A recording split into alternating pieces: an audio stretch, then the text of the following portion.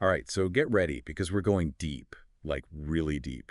Today, we're taking a deep dive into Carl Jung's Red Book. Yeah, we're not just skimming the surface here. No way. We're going full spelunker on this one. Headlamps on, ready to dig into the nitty-gritty, raw experiences that actually shaped Jung's later theories. And to help us unearth all this, we've got excerpts from the Red Book, a reader's edition. Yeah, so it's like handwritten journals. Kind of, but imagine those journals as illuminated manuscripts. Oh, okay, so like super fancy journals. Exactly. And they're absolutely jam-packed with Jung's fantasies, dialogues with his unconscious, and even his own interpretations. Plus, we've got notes from the editors and translators to help us break it all down. It's like we've got a treasure map and a guide who's already been there. Like it. So what's the treasure we're after on this deep dive? Well, we're trying to understand the personal struggles that led Jung to this incredible self-exploration. Right, because every journey has a starting point. Exactly. We're also looking at how this incredibly unique book, the Red Book, even came into being, Yeah, like what pushed him to create this thing? and ultimately how it all shaped the theories he's so famous for. So let's set the scene. Picture Europe right before World War One. Lots of tension, societal shifts, intellectual upheaval. A world on the brink. And amidst all this chaos, we have Jung, already a big name in psychology, but personally feeling, well, kind of lost. Yeah, he was totally immersed in mythology, but he actually said he felt mythless himself. That's pretty ironic when you think about it. Right. And at the same time, he's working on transformations and symbols of the libido, diving deep into dreams, symbolism, even breaking away from Freud. Oh, so he's already challenging the status quo, but still feels lost. There was something missing. It seems like he was searching for a more personal, individual approach to I psychology. get that. It's like textbook theories can only go so far when you're grappling with your own inner world, Exactly. Jung felt limited by the typical Freudian explanations, which were. focused too much on the past and on, what's wrong with people. He wanted a psychology that embraced the individual's unique path to becoming whole, to what he called the personal equation. Personal equation. I like that. Then boom, 1912 hits and Jung starts having these crazy vivid dreams he just can't shake off. Oh, no. Sounds rough. They wouldn't fit into any existing psychological box. I bet. I can only imagine how unsettling that would be for a guy who devoted his life to understanding the mind. Especially for Jung, these weren't just any dreams though. He felt like he needed to confront what they were saying about his inner world. About his unconscious, right? Right. He saw these dreams as a call to action to embark on a journey of self-discovery. And that's where the Red Book comes in. Hold on. So he basically decided to, I don't know, turn his dreams into art. In a way, yeah. I mean, it's one thing to jot down some dream notes. Totally different to create a whole, like, calligraphy masterpiece. Exactly. But it wasn't just an artistic whim. Jung was meticulously documenting everything. Hmm. His fantasies, dialogues with figures from his unconscious, and then adding in his own interpretations. So systematic self-exploration. Exactly. Though even he questioned his sanity at times. Yeah, I could see how that could happen. So we're around 1913 now. Right around then. He's painstakingly filling up this big red leather-bound book. Can you imagine what his colleagues were thinking? Well, the historical context is really important here. Oh, right. What was happening in the world at the time? It was a time where the lines between psychology, art, and even spirituality were super blurry. Interesting. Think of symbolism in art becoming a big thing, or the growing fascination with the occult. Traditional values were being questioned left and right. So Jung was really tapping into the spirit of the times. Totally. He was pushing the boundaries of what it meant to study the mind. All right, so we've got this mix of personal crisis, some serious boundary pushing, and a historical backdrop that's ripe for this kind of exploration. I'm hooked. Let's meet some of the characters in Jung's inner world. Tell me about Philemon. Ah, Philemon. Imagine a wise old man with wings. With wings. Okay, already interesting. Kingfisher wings, to be exact. He appears in Jung's dreams and fantasies, That's wild. and he becomes a sort of spiritual guide for Jung, offering profound insights and challenging him in all sorts of ways. Okay, a winged, wise old man. That's not something you see every day, even in dreams. Mhm. So what does a figure like that represent in Jung's psychological world? Philemon embodies what Jung would later call the wise old man archetype. Archetype. It's like a universal pattern of wisdom and guidance that pops up in myths and stories across cultures. Think Merlin, Gandalf, even Yoda. Oh, okay, I see. But for Jung, encountering Philemon wasn't just about recognizing this, what did you call it, archetype? Right. For Jung, it was personal. He wasn't just reading about a concept, he was having a conversation with this figure. So what kinds of things did Philemon reveal to Jung about himself? Philemon didn't sugarcoat things. He challenged Jung's ego, his rational, scientific worldview. I bet. What did he say?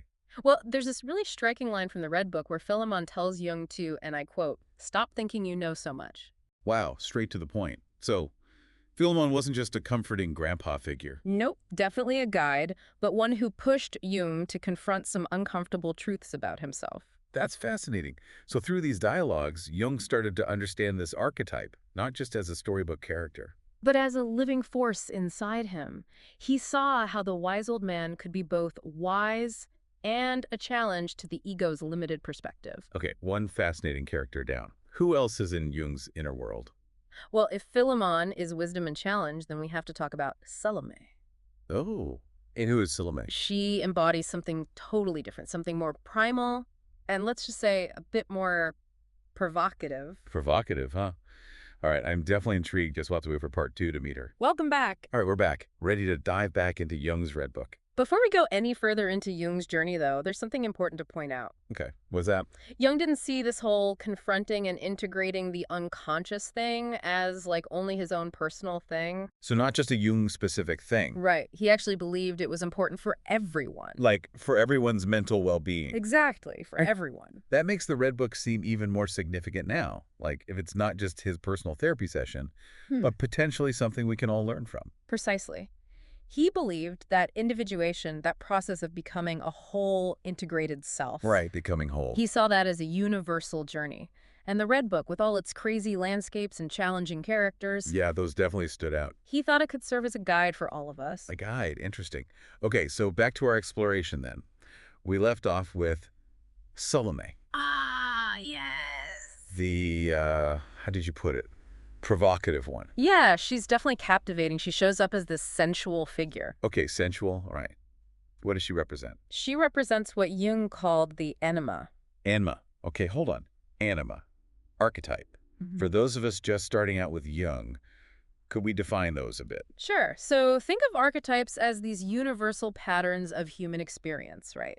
Human experience, okay. But they're embedded in what Jung called the collective unconscious. It's like this deep wellspring of shared images, myths, and instincts, stuff we've all inherited. Inherited, wow. And the anima specifically? That refers to the unconscious feminine aspects within a man. With an MN, okay. It covers things like emotions, intuition, and relationships. So it's not just random that Salome's in his dreams. She's like this symbol pointing to something way deeper. Exactly. And what's really interesting is that Jung's encounters with Salome, they weren't always pleasant. Oh, how so? He challenged him, tempted him, even threatened to overwhelm him sometimes. Sounds a bit like those shadow elements we were talking about before. Is this where that darker side of the psyche comes into play? Absolutely. Salome becomes this gateway for Jung to confront what he called the shadow. The shadow, those parts of ourselves we don't like to look at. The parts we repress, deny. For Jung, that meant confronting his sexuality, his vulnerability, even his potential for aggression. Heavy stuff. No wonder this self-exploration wasn't always easy. So why confront these shadow elements? What was Jung hoping to get out of it, especially through Salome? He believed that by facing the shadow, by integrating it. Integrating it, not just ignoring it. Exactly. That's how we become whole, authentic individuals. Not about condoning bad behavior, Yeah. but about acknowledging those parts of ourselves. So even the bad stuff has a purpose. They're part of who we are, and denying them just creates more internal conflict. That makes sense. So how did Salome help him integrate his own shadow? Well, it wasn't about taming the beast or anything. It was about understanding it. Understanding. And Okay. there's this passage in the Red Book where Salome actually confronts Jung. Really? What did she say? She accuses him of being afraid of his own feelings. Oof, that's gotta hurt. Right. And that forced him to acknowledge his emotional repression and to start accepting those parts of himself. It makes you think about how often we try to just push down uncomfortable emotions, right? Instead of dealing with them. All the time. And this shows how important it is to face those difficult parts of ourselves, especially those tied to the anima, the feminine archetype. Right, the anima. So we've got the wise old man, the anima.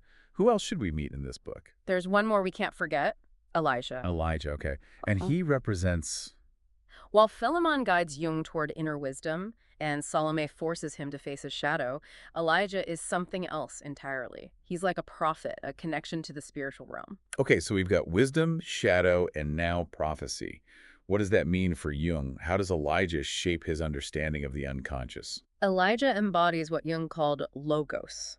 Logos. It's the principle of logic and reason. But it's not just about cold, hard facts, though. So there's more to it. In the Red Book, Elijah's this fiery, even terrifying figure, and he challenges Jung to connect with a deeper, more spiritual understanding of the world. So pushing him past his rational scientific mind. Did Jung buy into that?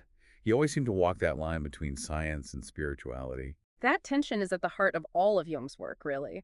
And Elijah really brings that struggle to the surface. Interesting. So how does that play out?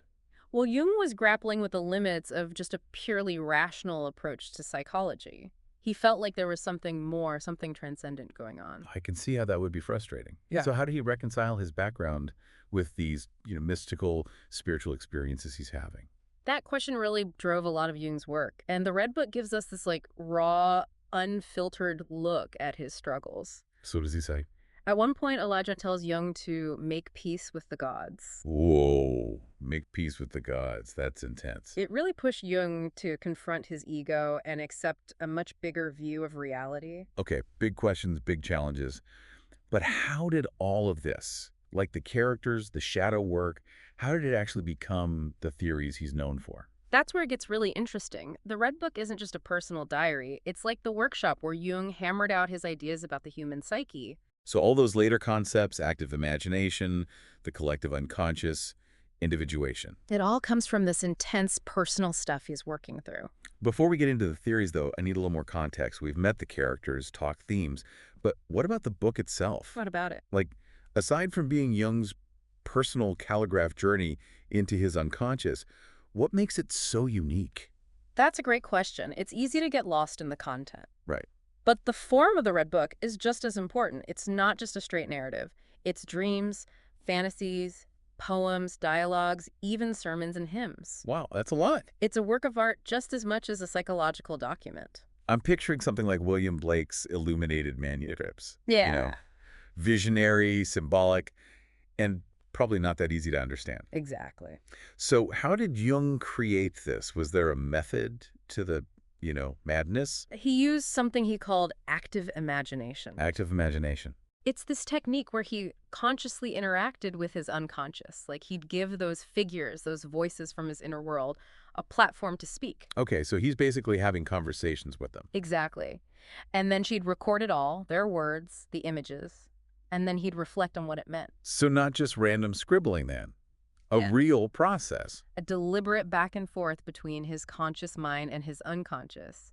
And it's through active imagination, which he lays out in the Red Book, that he develops some of his most well-known ideas. Like what? His work on archetypes and the collective unconscious, those ideas are rooted in those dialogues with figures like Philemon, Salome, and Elijah. Right, right. So we're starting to connect the personal to the theory now. How did the Red Book affect Jung's ideas about therapy? Well, he didn't tell all his patients to go create illuminated manuscripts or anything. That would be pretty cool, though. But he did use active imagination as a therapy technique. So those imaginary chats with Philemon and Salome weren't just for him. Not at all.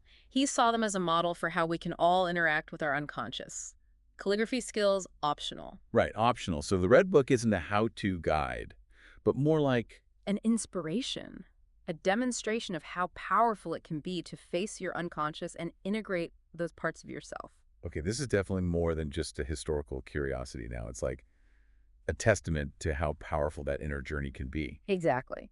But let's pause here for a sec. We've covered a lot.